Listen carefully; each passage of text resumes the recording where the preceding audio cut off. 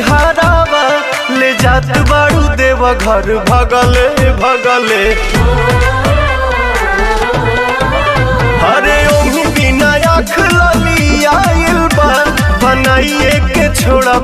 पगले पगले रहिया